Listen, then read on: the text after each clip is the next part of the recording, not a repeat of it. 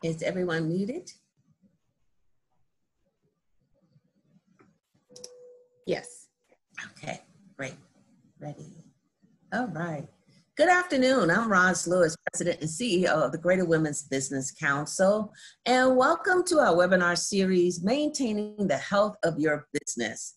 Our organization is a regional partner organization of the Women's Business Enterprise National Council out of Washington, D.C., and we certify women businesses in the states of Georgia, North Carolina, and South Carolina. And our staff, committees, and board of directors, we are so committed to bringing you information to assist you in your business and creating a healthy environment as you continue to manage through these unprecedented and challenging times. I mean, just think where we are. We're in month, 8? Now with it being November.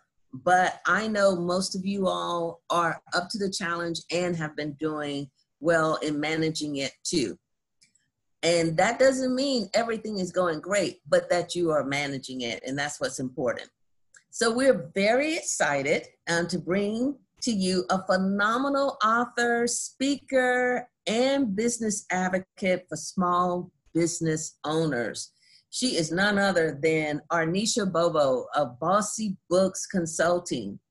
As a small business CFO, she helps women service providers increase profitability using her strategic planning framework. She is respected and sought after within the entrepreneurial community for her expertise on business finances, particularly business accounting for small businesses, and we all need that. She and the small business focus on 3 key areas: vision planning, capital management, and growth planning. And so prior to entrepreneurship, she worked for top 100 companies, averaging 100 billion in revenues. In all, she brings 10 years of, and actually 10 plus years of accounting and financial reporting experience to small business. Her vision is to help women gain clarity and visibility on their operation. We all need what I call a merchant of hope. And that is one we always need in our businesses. And so as a strong advocate for her community, she proudly served entrepreneurial and business advocate organizations, teaching small businesses financial literacy and financial education. Please welcome Arnesha with a round of virtual applause. Hi, everyone. Thank you so much for having me today. Thank you for being here. All right, I'm going to share my screen so I can get my presentation running.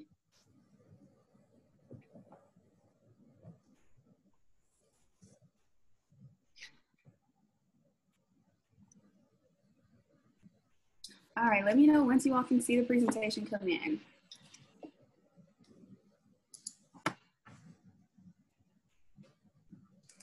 We can see it.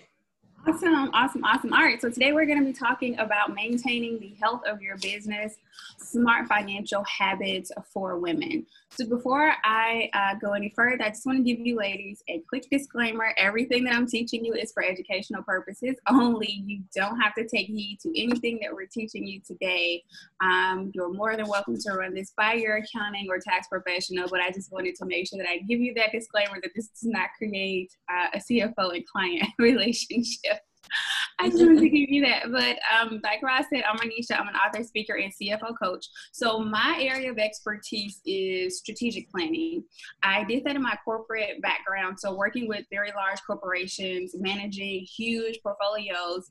And you'd be surprised at all the money these corporations make. And they're just like small businesses. They mess up too. So, and they have issues with operations, human capital, just all over the place.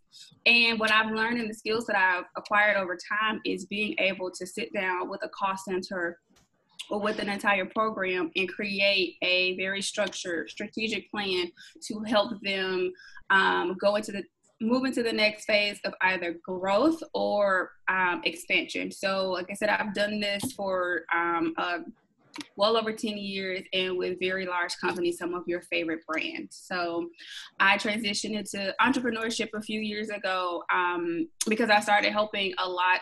One, I was frustrated with my current, I kept tapping out, and my dream job wasn't there. Like, I never saw it. And so I knew that I had to create my own dream job that I wanted.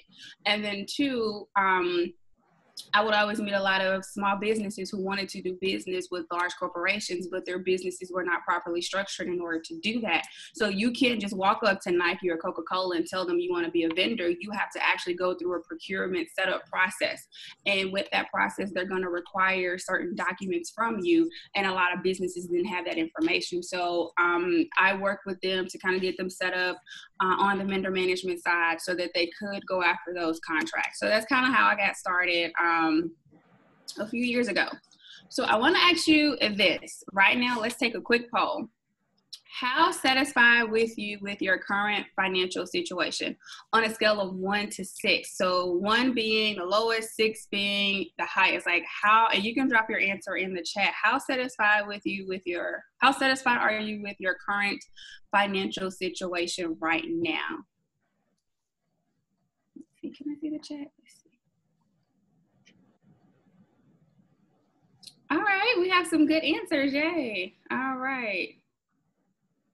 Now, at the top of this year, I felt real good. And then right before my birthday in March, the world just started shutting down. And I was like, oh, no. So I started seeing, like, my contracts go away. I had to start making decisions for my team on a business side. And then on a personal side, like, the economy started shutting down. And I'm like, okay, I can't go anywhere. So at the top of the year, I was really, really stressed, as a lot of businesses were.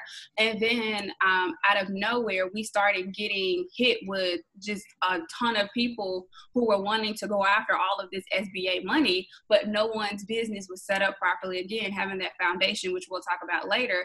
And so even though we lost a lot of big contracts, we were able to bring on a whole lot of new people that I didn't think that we will, that we would have the capacity to work with. So, and that's one of the things I'm going to talk about later, is definitely that capacity. So today we're going to be talking about statistics for women-owned enterprises, where women get it wrong, like how we get it wrong, and then smart habits to fix those wrongdoings. All right, so here are a couple of issues that women face. Let me go back. Sorry, I clicked too hard. So when I do meet businesses, whether you are a new business, you've been in business under 6 months, or you are a seasoned business owner and you've been in business for at least 2 years, the number one complaint that I get, or challenge that I get, is you're making a lot of money, but you don't see it in your bank account. Like, where is the money? Where is it? Where has it gone? Where is it sitting? And do you have to pay taxes on it? And the answer is eventually yes. If you're frustrated with your current results, we want to back into what is the end goal. So if you are frustrated with how your business is currently operating, well, let's figure out what's wrong, what's missing. Is there a process missing? Is there a tool that's missing? Is there something that's not structured with your pricing? Is there a actual process and like how you deliver your product or service? Is there an issue there? So what are your current frustrations, and being able to pinpoint those? And then you're ready to take your business to the next level, but you don't know where to start. When I first started my firm years ago, I started out as a bookkeeper, but I knew very quickly that was not something that I wanted to do long term, because again, that's not where my passion was, and that's not where my long-term plan was. I was just good at it. And so I had to start building in fillers and building in a team that could support and replace me eventually from that role. And I was able to do that. But I started out at one place, but I knew I wanted to grow to another level. And who we are a few years later, I'm no longer providing those bookkeeping services. We are outsourced CFOs. And then, of course, lack of funding. So a lot of businesses tend to allow that barrier of funding to get into their way. I've applied for grants, and been awarded. I've used working capital loan to grow my company, as well as bootstrap my company. When I first started my company, I was like, nope, I'm not using the bank's money. I'm gonna use my own money. This is my company. I don't want to owe anybody anything. And that was just the absolute wrong idea to have. Yes, use the bank's money to grow your business, but don't overextend yourself, which we can talk about later. But definitely do not allow the lack of funding right now to keep you from achieving your biggest dreams for your business. Okay. And if you all have any questions, we're going to do a Q&A at the end of this. But please feel free to let me know if I miss anything. Okay.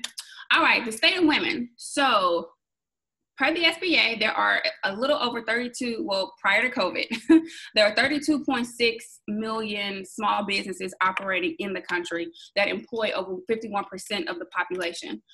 Half of those, or almost half of those, about 49.7% of those are women. So ladies, yes, we are the fastest growing demographic of business owners, yet we face some really, really tough challenges, okay?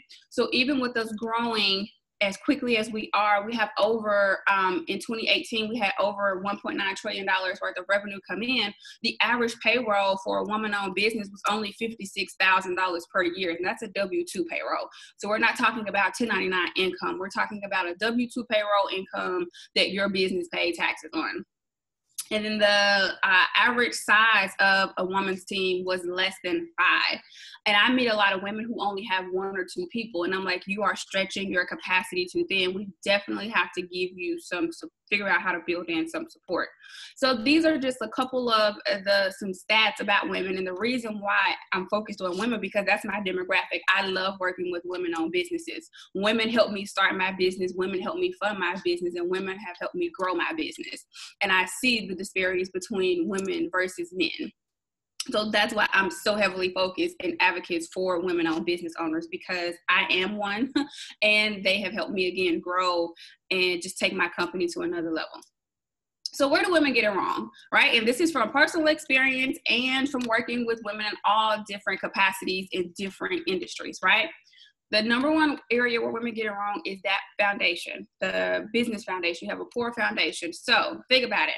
That hairstylist who was good at naturally just knowing how to do hair and just set up shop in a living room, and then eventually when it went to go and apply for an office lease, couldn't get one because didn't have a business license, the business wasn't registered, and you didn't have a business bank account. So make sure that even though you are amazing at what you do, you have to secure and build a solid foundation for your business. So definitely, one, make sure that business is registered properly. Even when you're moving into different areas, like for me, my business, when I first relocated to Atlanta, my business was in the city of Atlanta. So that's where my business license was and everything. Well, I moved and relocated outside of the perimeter. And if you know Atlanta, there's a ton of different counties and little small cities, and I have to re-register my business. And so I have to go through this whole process all over again that I've already gone through in order for me to get my business properly registered, get that WBE certification and other certifications that you all have, but I have to re-register my company in the new quote unquote city that I live in. So definitely making sure that that foundation is good. That legal entity, a lot of women don't know or understand their legal entity. So how the business is structured, the tax implications, so what you are responsible for, and then how you're supposed to pay yourself. So your payment options for paying yourself. If you are a single member LLC, for instance, you can't just put yourself on W-2 payroll if you don't have an S-Corp election, right? So you're taxed differently. You want to make sure that you understand your structure. If you and your partner have a business together and you're not sure if you should be a multi-member LLC or be taxed or structure as a partnership, you want to talk to an attorney, because again, different tax implications, different profit shares, and different operating processes. So you want to make sure you understand your legal entity, because being in the wrong operating in the incorrect legal entity could definitely cost you a lot of money in taxes and headaches down the road. So you want to definitely make sure that you understand that legal entity, okay? And commingling, I know it's so easy. It's so easy to do, to commingle. I promise you it's so easy, but we want to make sure that our businesses are operating as the separate entity that it is away from us, and that the business has its own bank account. Now, I typically advise businesses to have at least 3 to 4 business bank accounts.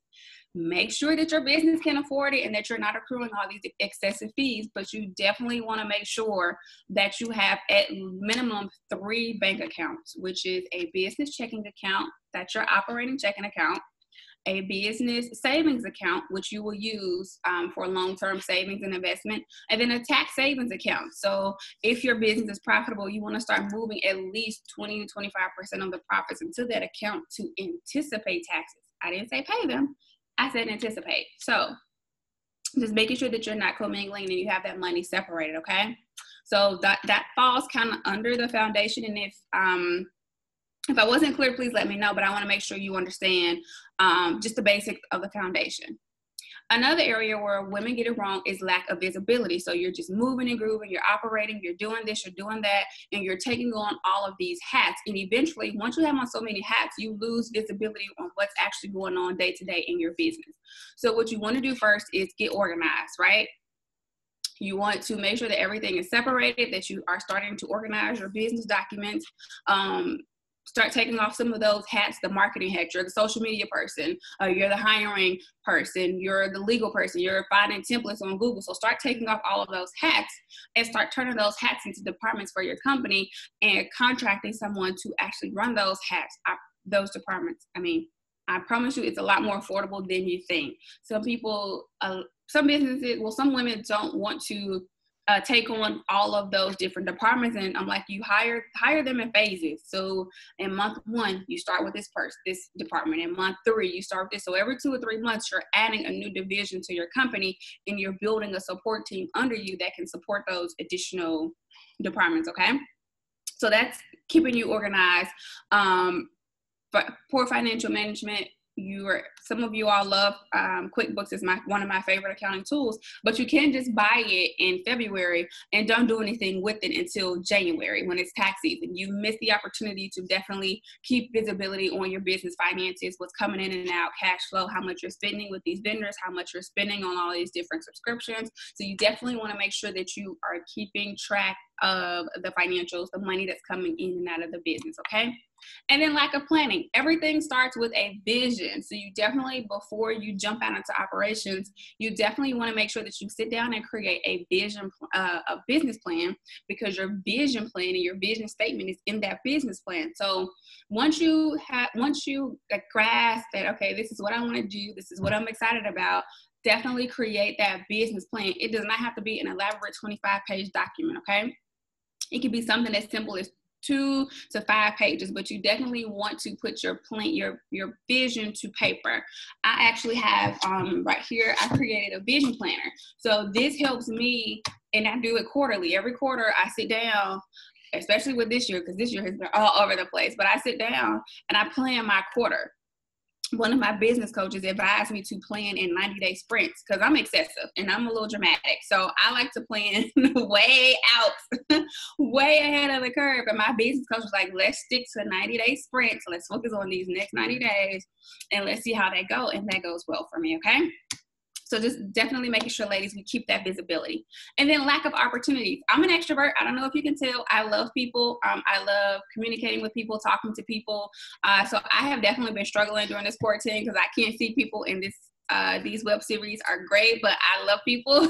So, but don't allow, if you're an introvert, if you would like to keep to yourself, your business cannot grow alone. Like I mentioned earlier, women helped me get to where I am today.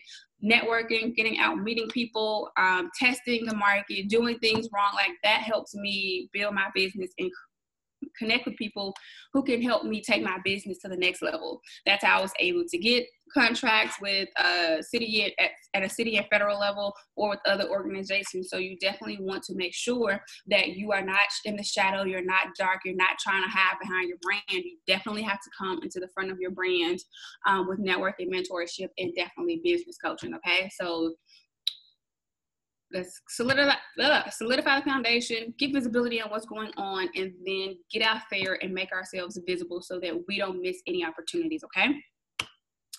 Success habits that every woman should embrace. This is kind of like a grid. I have a group coaching program as well. So I coach women through one of my 8-week intensive programs. And this is the grid that we go through. Like I said, everything starts with a vision. You have to create your vision. When you're hiring, it don't matter who you hire. If you hire me as your CFO or your tax accountant, someone for HR, an attorney, whoever you hire, or even a sales manager, when you hire anyone to come into your organization, they need to understand your vision so they know how to properly advise you. Their job is not to create the vision. Their job and their goal is to create an action plan to help you achieve that vision, but they're not going to do it for you. So you definitely want to understand and be confident in your vision, okay? Accountability. I have an accountability coach. Again, like I said, I'm dramatic and I take things a little too far. So I need someone that's going to help hold me accountable to my goals, accountable to my objectives, and accountable to my to-do list. Sometimes our to-do list can look so good and it can look like we're productive, but we're not actually producing anything. So I need an accountability coach to definitely help keep myself accountable. You want to hold yourself accountable. When you're an employee for a corporation, you have a management team that holds you accountable to the objectives for the department. As a business owner, you are accountable to your clients. You are accountable to your team. So you want to make sure that you are holding yourself to that standard and being able to produce for your clients and your team. Because if not, you don't want things to fall to the wayside and then it gets really messy from there, okay? So definitely accountability is key. Time management. I love project management tools. So my team and we use a tool. It's called ClickUp, and it's a project management tool. They have a desktop version. I have transitioned from desktop to my mobile app because my team is kind of kicking me out of the office. But, going back to that to-do list and goals, you have to assign your goals deadlines, or your action plans to your goals deadlines so that you can achieve them. And the best way to be able to do that is using a good time management system. I use, again, a project management tool where I can create tasks for my team in this platform. So like I have the app on my phone, I can go in here, create a task for my team, assign it to a teammate, put a deadline there. I don't have to micromanage them to make sure that every 5 minutes they're doing it. They know when their deadline is coming. I get alerts, and we all receive alerts when the deadline is approaching, and I can see kind of how close they are to completing the task. So definitely, I don't have time to micromanage you. I don't like people to micromanage me, and I'm not going to micromanage another adult. But we all have a job to do, and we all have tasks that need to be managed, okay? So that's one of the time management habits, is embracing a project management tool. Imposter syndrome. Oh my God. I have struggled with this so many times in my business. Now, I'm confident in my ability to perform, to do the tasks that we take on. But when you start goal planning and you actually sit down and go through your goals, like I was talking about, I go through my goal planner. I had to convince myself to stop playing small. When I first started my business, everybody wanted to make $100,000, $125,000. That was the key number. And when I started going down, playing with the numbers, I was like, this is really not enough. I need more. So let me just start playing with $350,000. My dream house is $1.5 million. So I need to be able to make some things happen if I want to buy this house. And so I started building out. I was like, okay, we can do this service. We can do that service. I just need this amount to do this amount. But I'm like, now, wait a minute. Are people really going to pay this amount? Because my services are not, I'm not the Dollar Tree CFO. My services are, I have a value-based pricing system. And at first, when I updated my pricing, I was a little fearful. I was like, okay, are people really going to pay this? Are people going to think that I have enough experience to make it happen? I went through a season of doubt, and I did let fear kind of step in the way. And then I started praying about it, and then speaking to my coaching team about it. And they're like, girl, you manage billion-dollar portfolios for large corporations. You can do this for a small business. I was like, I know, but it's just a little bit different when you're working with a small business versus a corporation. Because when you're in corporate America, and if there are any accountants out there, they just stick you on a team. And they're like, here, your cost center budget is $25 million. Here you go. And you're like, y'all, okay. So when you're dealing with small businesses, it's different because businesses feel every dollar leave. They feel every dollar come. And so it's just a different connection. So I had to get over that imposter syndrome and build affirmations to affirm myself. They're like, I have this. Like, you can do this. People believe in you. People understand your brand. Like, people, like, I had to talk myself into it. And now, like, every day on my calendar, there's an affirmation time block, because I time block my calendar now. There's so many colors in my planner. If I open it, you'll go crazy. But you have to get over that imposter syndrome and know that you really can do it. Like, yes, you can do it. And then preparing yourself for opportunity. So Audrey Richmond is one of my marketing coaches. She's amazing. And she has a book called Are You Ready for the Yes? And this book kind of shook me because it made me realize when I was reading this book that I'm not prepared for Black Enterprise, or at the time I wasn't prepared if someone like Black Enterprise or Forbes women were to approach me to do an article about me. I wasn't ready.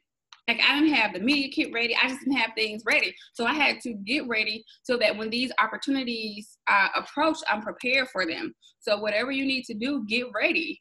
Get prepared for your yes opportunity. So if anyone steps to you with any opportunity, you're prepared to do it, or you can get it done quickly, okay?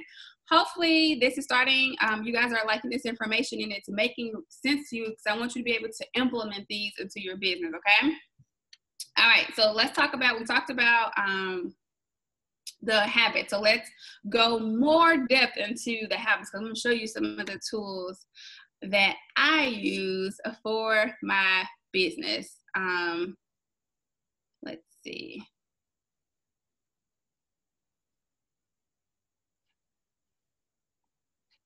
Oh, there it is. Okay. All right. So here are three. I know I gave you 2 key important slides, but I've said this probably 3 times already. Vision planning is very, very, very important. So these are some of the strategies that I use with my clients. So going back to vision planning, understanding your vision statement for your company. Well, before we even get into the statement, understand your vision. Like, what do you want to be in your marketplace? Where do you aspire to go? Who do you aspire to serve? What kind of industry presence do you aspire to have? You have to know that vision and be firm in it. And then you want to make sure that you understand your vision statement and your brand and vision values. Like, what's important for you and your team to understand. How does your team need to respond to that? So vision planning is very, very key. Anytime we work with anybody, we sit down, we go through a vision planning process, because I need to understand your vision before I create you a business budget, before I create a profitability assessment. Like, before we create anything, I need to understand your vision for your company, okay? So that's first things first. Once we have the vision down pat, now we're ready to goal frame. You have to frame your goals and understand and really picture, this is where we aspire to be in this area of business. Now, SMART goals is an acronym, so it stands for specific, measurable, attainable, relevant, and timely. Just means that we're able to effectively goal plan. You just don't want to throw some stuff out there that's not attainable. We want to make sure that every goal that we set is attainable and achievable for you, okay? And now that when I'm goal planning, some of my goals, they are scary, and that's a good thing for me, because I'm being pushed a little bit further outside of my comfort zone. So your goals should scare you a little bit. If your goals are too pretty and too comfortable, you're not ready for that next level of success. You definitely want something that's going to push you, okay? So that's the second aspect. And then the third aspect is a SWOT analysis. You want to, and don't just go out there and Google a template.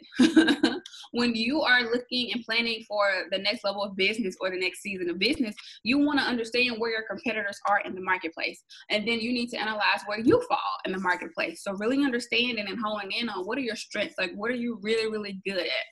What are your weaknesses? What are some of the things that are not going so well internally that have to be addressed in order for you all to be successful, in the next phase of business, okay?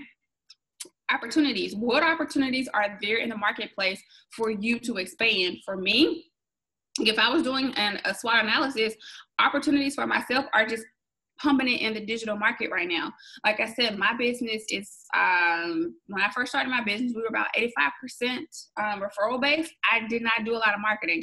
I dropped the ball big time in my business early on with marketing because a very large percentage of my business were referrals.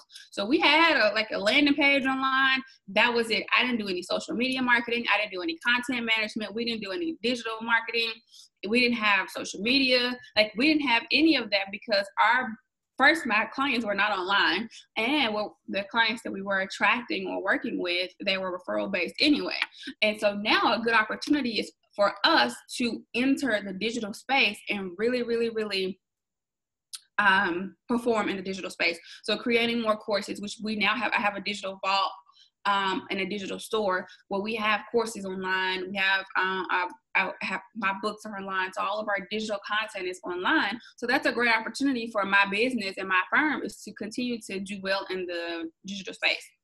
And then threats. What are some external threats? Well, the economy crashing. I really didn't think that it would get this bad. Like, I knew it would get, a little shaky and a little rough, but I had no idea that COVID would destroy us, like, as an economy, as bad as it did, and it destroyed the global economy. So an external threat will be something like that. So when you're addressing external threats, it's like, okay, well, dang, what do I do? Where do I even start? Well, start with your buffer. How much cash you have to sustain over the next few months? Well, now that we are 8 months in, I know some of our cash is dwindling down. We're preparing for a new year. Some of our clients are preparing their budgets for the new year to see how much money they actually have. So we're in that preparation season now, but definitely make sure you are performing a SWOT analysis on your company, okay? All right, hopefully, and take a screenshot of this. I'll keep it up for a few minutes, but yeah, grab a screenshot of this so you can save it, because it definitely, like I said, this is how we work with our clients to make sure we understand their vision, their goals, and then do an analysis on where they are in the marketplace, okay? I hope everyone has it, and I'll come back to it if I need to. All right, here's a bonus. So those were the smart habits every woman should embrace for their business, okay? Here is a bonus. We are in holiday season. I love holiday season. Like, this year has been crazy, so I've been excited for this time of year for like 4 months. I've been waiting on Christmas and holiday season to come for the longest. So we're finally here, yay. Holiday pricing. So whether you are a product-based business or a service-based business, when it comes to your holiday pricing, you need to do these 3 things. First is, 1, don't discount your business to death. I know everyone is doing it. Yes, it's okay to run specials and offer sales discounts, but do not discount your product or service so much that it cuts your profitability, because now you're just looking for volume. So you want to be very, very careful of your holiday pricing and not pricing yourself too low. Yes, we have Black Friday deals up. I have a Black Friday landing page with all of our Black Friday deals, but the discounts were already built into the cost of the products anyway. So whether I run a special or not, my profit margins are where they are. So you have to understand your pricing structure so that you don't discount yourself to death. Again, discounts are great. I love shopping on discounts. But when it comes to pricing my products and services, I have to be very careful. Again, I have a team to support. So if I can afford my team or my operating costs, because I'm trying to be volume based, then I'm going to eventually start digging myself a hole that I can't get out of, okay? So that's the first thing. Second, capacity. Last year, so many businesses went viral for volume that they didn't, and it was great because your business goes viral, you get all this attention, you get all this media, but now your business doesn't have the capacity to actually produce the product or the service because you have a 30-day waiting list, or you have a 60-day tracking order notice. So does your business have the capacity or the infrastructure to receive the volume that you are anticipating it to receive? So that's something that you want to address with yourself and your team. Are we ready, y'all? If Beyonce or some Rihanna or Oprah, if someone retweets your item or drives traffic to you? Do you have the capacity to handle it? That's why all of my Black Friday deals are digital, because the infrastructure is already there. All you have to do is order it, pay for it, and you get it a confirmation email with your item. So everything is already done. I did not want to, have all of these physical products on sale and not have the capacity to actually put them into operating and logistics mode. So do you have the capacity? Does your team have the capacity for this influx of holiday volume? Okay. And then repeat customers. You don't just want people to come and shop with you one time. You want them to become a repeat customer. So how are you going to re-engage with them? How are you going to track them down? Do you have like an email form for them? Like, how will you find them again so that you can make more money or add more value to them so that they don't mind spending more money with you? Okay. So that's the bonus. If you have any questions, let me know. But like I said, I'm excited about the holiday season. We need jingle bells. We need all of the holiday cheer that's coming. So we definitely want all of that, okay? All right, Q&A. Do you all have any questions, comments, concerns for me? You can take yourself off of mute.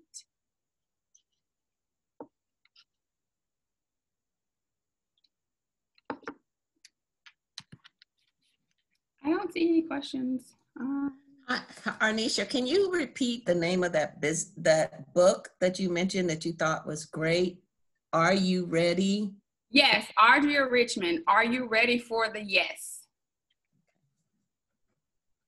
And she's here locally too. She's amazing. Like, she helps her. She has a couple of books, and I have them all. But she definitely, her company is called Unclone Media. And she helps businesses disrupt the marketplace. Like, she wants you to be able to not follow what your competitors are doing. She wants you to do something very different so that, one, it positions you in the marketplace differently, but you are also seen as a disruptor. So I love Audria. That's why I'm in her coaching program. She's amazing. But yes, her book is called, it's Audria Richmond, A-U-D-R-I-A, Richmond, R-I-C-H-M-O-N-D. Are you ready for the yes? Perfect. Thank you. All right, here's my get in touch with me slide. So if you want to get in touch with me, here is my website, and you can find me on social media. I do have a social media team, and they are very, very responsive. So if you have any questions, if you enjoyed this, please make sure if you take any pictures, you tag us in them, and you hashtag the organization so that everyone can see it. But please, if you have any questions about your pricing, if you have any questions about the habits, about implementing any of these, an action plan, please let me know. I know I'm not that good. It has to be one or two questions out there. I have a question.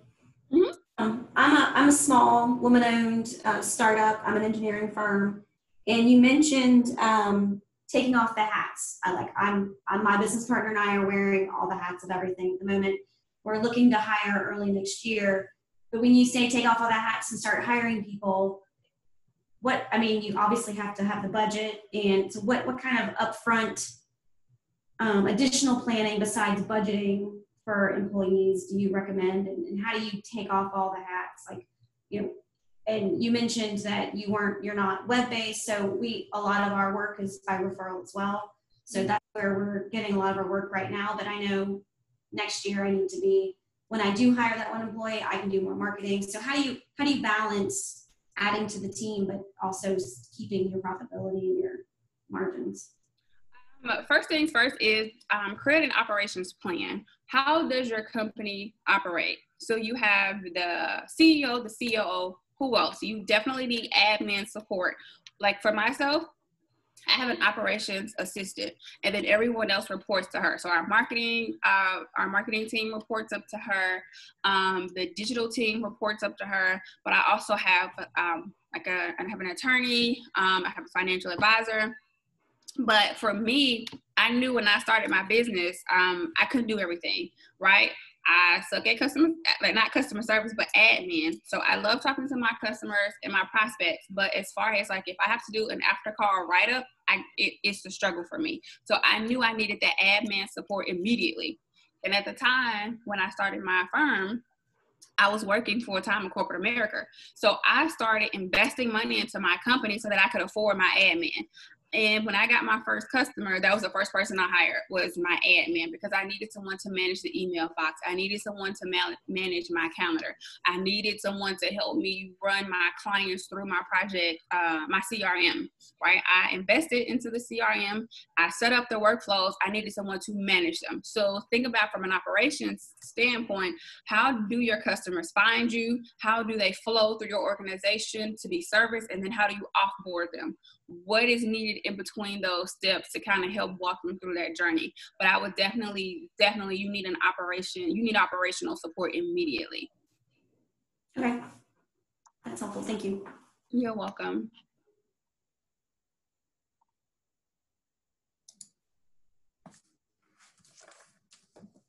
Are there any other questions? I would recommend you please take advantage of asking her now. Because if you go to her website, what she charges for this consultation, this is a great opportunity. So take advantage of it now to ask as many questions as possible.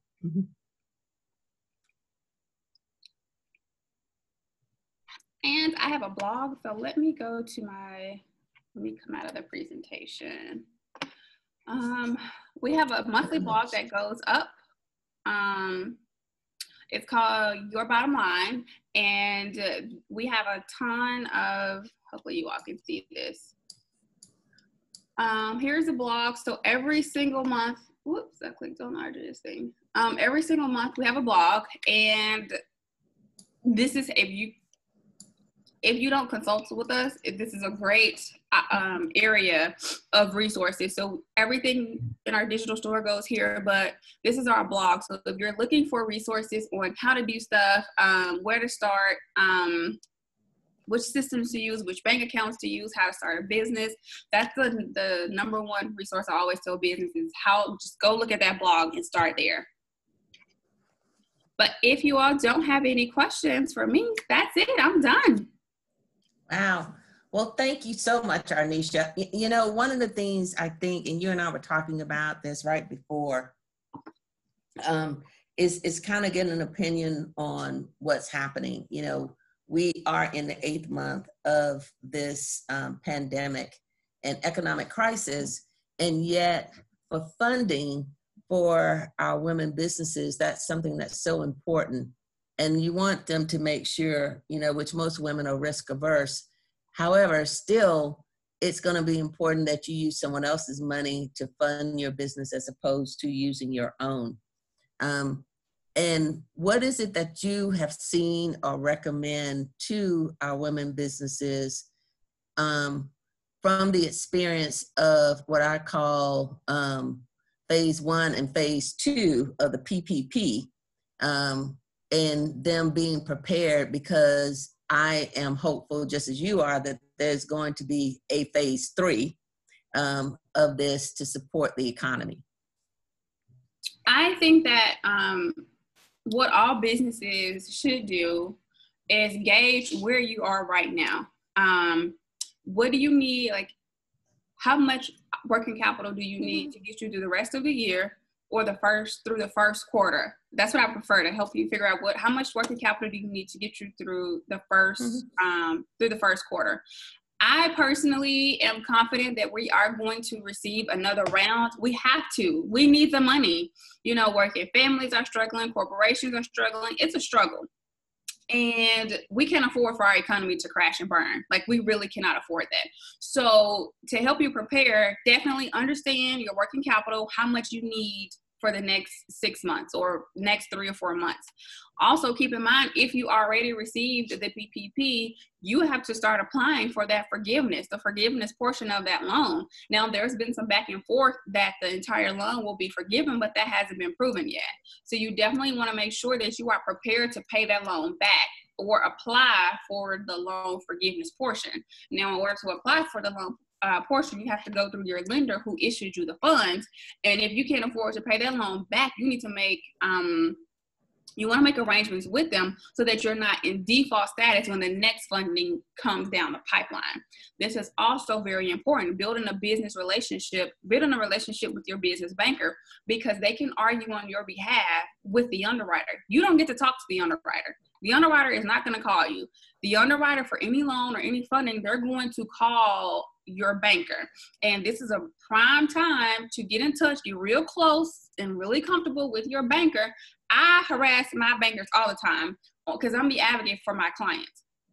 My clients want to know, did we get the funding? How much did we get? And when are the repayment terms? But as an advocate, and your accounting professional will be too for you, we have to talk to our bankers and make sure that as clients, you have that relationship with your banker as well. Because again, the underwriter is the yes or the no. It's not the banker, it's the actual underwriter. So you want someone who can advocate on your behalf. So get those financials together. If you missed out on the opportunity, now is the best chance for you to make sure that you have that foundation set up, you're ready for the conversation, and that you have that relationship with your business banker, okay?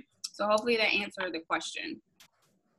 Yes, it did. It did. So, no, really appreciate that, because I think that is probably the next that we do need to focus on. And hopefully it will come for the holidays, as you said, possibly before the holidays, so that we can put some money back into the economy. But overall, that it would be within the next 60 to 90 days, which is a long, long time when you are stressing and strapped for cash, cash flow, and how important that is. Because we do say cash is queen. So it's important for people to know that. Mm-hmm. Thank you again, Arnesha. I really appreciate you taking time out of your busy schedule to speak with our women businesses about what they need to do. I love the imposter syndrome, understanding that, because we all have it. We all, whether it's in our professional lives or our personal lives, we tend to do that. So I say, put that gremlin, that's knocking on your shoulder in the back seat, a seatbelt, lock it up, so that you can move on and fulfill those dreams of growing a business. So very insightful information. So thank you again. We also want to thank our sponsors, because without our sponsors, it is an opportunity for us to bring you information such as the information that we brought to you today. So please thank our sponsors, whether it's personal or just overall of what they do to support this organization. These are the corporations that I say walk the talk of supporting women businesses. I also say that you should invest in those in those corporations as well, so they can continue to invest in you. They are the champions of our organization. And now for just a couple of announcements, we want you to stay tuned as we look forward to seeing you at our next Mornings with GWBC. That's going to be on November 16th, where we'll have Train Technologies featuring Jackie LaJoy, who is the Senior Manager, Supplier Diversity. So great information. Jackie has been in this industry for many, many years. She comes with a wealth of knowledge and experience. So I'm looking forward to the conversation with her as to how our women businesses can become engaged with Train Technologies. And then we have more opportunities for you. And this is through a Wells Fargo grant. It was a 3-part series: Retool, Recover, and Restore Your Business. And so now we will be offering the 3rd part of the series, which is Restore Your Business. And hopefully you will sign up. If you haven't already, we encourage you to do so. That's going to take place right after Thanksgiving on November 30th from 11 a.m. to 1 p.m. And it's going to be facilitated by, Cornelia Shipley of 3C Consulting, and she's going to have a special guest, Angelique Ruers. She is the CEO of Corporate Agent. So there is limited seating for this, so we encourage you to go ahead and sign up. Trust me, it will be well worth your time as well. And so what we say to you, we're at the end of the week. Hopefully you had a great week, that you've had a successful week. And if not, take it as a challenge, an educational challenge as to how you're going to improve next week as well. And so until then, we're going to say happy early Friday, and hopefully you have a great weekend. Thank you so much for joining us. Please stay safe and healthy, wear your mask, practice social distancing, because this is and always has been a way of us jumpstarting our economy. So have a good day. Goodbye.